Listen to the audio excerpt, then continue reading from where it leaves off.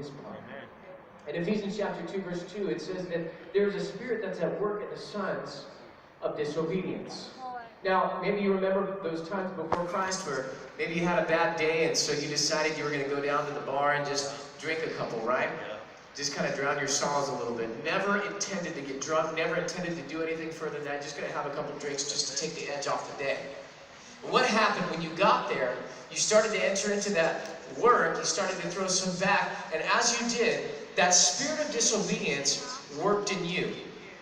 There was a supernatural demonic power that took over that and took it further than you ever wanted to take it, right? Because you woke up the next day going, what on earth did I do last night? Where am I? And who are these people? Oh my gosh, man, you were smashed drunk and didn't even know what happened. Why? Because the devil took that work even further than it should have gone. How about this one? I'm going to just go give them a piece of my mind. You know, this is wrong, and I need to stand up for what's right. And so you went out there to give somebody a piece of your mind. Maybe it was your ex-husband, ex-wife, and that's why they're your ex. Is because when you went there, you ended up into a knockdown, drag-out argument. You said all sorts of ugly things that you never thought of before. Well, how did that happen? How did we get from, I'm just going to stand up for what's right, to now all of a sudden I'm calling their mama names, and I didn't even need to do that, right?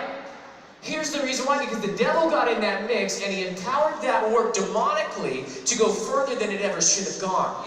Sometimes we wonder, why do the bad things that happen in my life just get so much worse? Because there is a spirit behind it. There is a power behind that, demonically, that's supernatural, that's making those things go further than they ever should go. Now remember, God's power is greater than the power of the devil.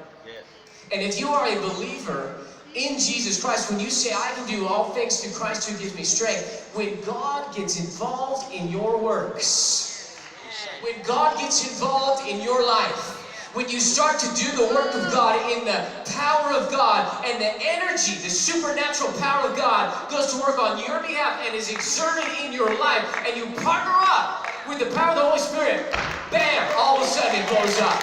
Greater than you ever thought. Bigger than you ever dreamed. See, that's why sometimes we think, man, if I could just do a little bit for God, and all of a sudden, woo, God blows it up and it goes bigger than you ever thought. I'm just going to go share Jesus with that person. They think, I'm just going to go pray for them. They end up getting saved. They're crying, right? Then all of a sudden they get their whole family. They bring them to church. They all get saved. You end up being their SPT. And you go, whoa, all I wanted to do was pray for them. Why? Because the power of God expanded it. Much greater than you ever dreamt possible. There have been times where people have asked me to pray for them, right? And I'll pray for them, and all of a sudden they go, well, you know what? That got healed. I wasn't praying for your back, but God took the work and blew it up. And God is no respecter of persons. All you gotta do is put your hand to something. Get involved in the work. Do something with God. Start to step out in faith and believe God. Partner up with what God wants to do here on the earth.